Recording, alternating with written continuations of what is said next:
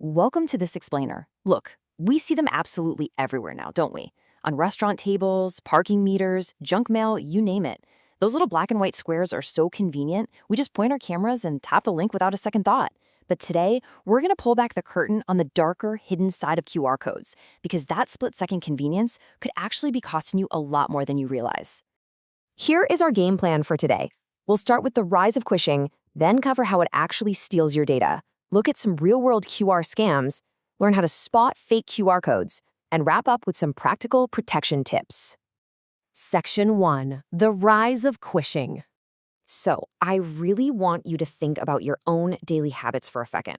Whether you were paying for street parking, pulling up a digital menu to grab lunch, or just checking a flyer on a bulletin board, how many times have you aimed your camera at a QR code this week? If you're like most of us, it's probably quite a few. It's just muscle memory at this point. And honestly, cybercriminals are totally counting on that blind trust. To put this into perspective, the data coming out from Microsoft Threat Intelligence is just staggering. We're seeing a massive, explosive jump in QR phishing, which the cybersecurity world calls quishing. We are talking about attacks skyrocketing from 7.6 million in January 2026 to nearly 19 million by March. That is a 146% spike in just a single quarter. You see, traditional security scanners struggle to read these image-based codes, making them literally the perfect disguise for hackers. Section 2. How quishing steals data. Okay, so what is the actual goal here? Basically, quishing tricks you into stepping right outside of your secure digital fortress. Think about it. Your work computer is locked down with corporate firewalls, endpoint detection, crazy advanced email filters. But the second you scan a QR code on your computer screen using your personal smartphone, you have just bypassed millions of dollars in corporate security. You've willingly moved the attack to an unmanaged, highly vulnerable device, your phone. And the FBI actually breaks this down into a really chilling 4-step sequence. First, you scan the malicious image. Second, it redirects you to a fake login site that looks exactly like, say, Microsoft 365 or your personal bank. Third, and this is the absolute kicker, they don't just want your password, they harvest your active login session tokens. By stealing those specific digital keys in step 4, they can hijack your identity and completely bypass multi-factor authentication. The scariest part, all of this happens without triggering a single alert on your phone. Section 3. Real-world QR scams. Let's bring this down to earth with a terrifying anecdote reported by Daily Hunt. A woman in Pune simply went out to a restaurant for dinner. Standard stuff, right? She was asked to scan a QR code for the digital menu, but the system required her to enter her mobile number just to see what they were serving. Well, just a few hours later, she started receiving obscene messages on her phone.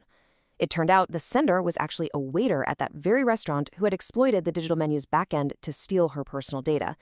It just goes to show how casually scanning a menu can lead to a really severe, real-world privacy invasion. But it's not just your privacy or phone number at risk, it is your wallet, too.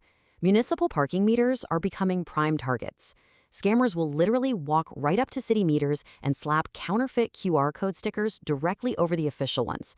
So when you scan that code thinking you're just paying for an hour of parking, you're actually routed to a fraudulent payment platform. You are handing your credit card information directly over to a criminal. Section 4. Spotting fake QR codes. So how do we fight back? Before your camera ever even focuses on a code, you need to run through a quick mental checklist. It's a 3-parter. First, always check for physical tampering.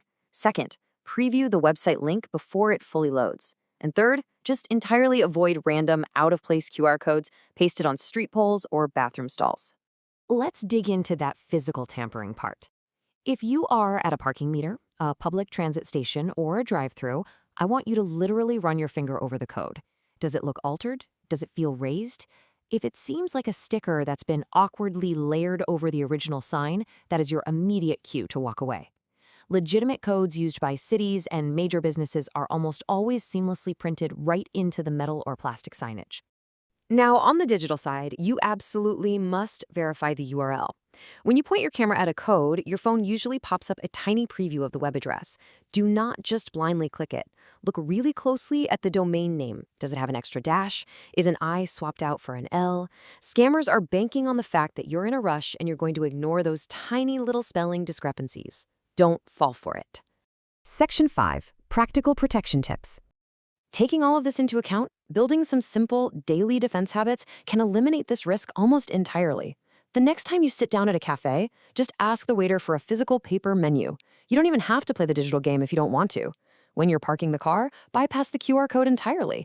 Use the official text to park number that's usually printed on the meter, or just download the city's official parking app directly from the Apple App Store or Google Play Store. And hey, if you absolutely must scan a code, be completely ruthless with your phone's permissions. Think about it.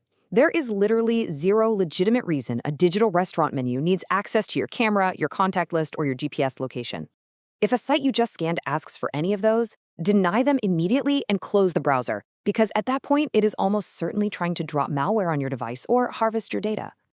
So I'll leave you with this. The next time you encounter one of those convenient little squares, whether it's on a piece of junk mail, a city parking meter, or your favorite diner's table, will you blindly trust it, or will you take 1 second to pause, look for the stickers, check the URL, and protect yourself? Convenience is great, but don't let it compromise your security. Thanks for hanging out and joining me for this explainer.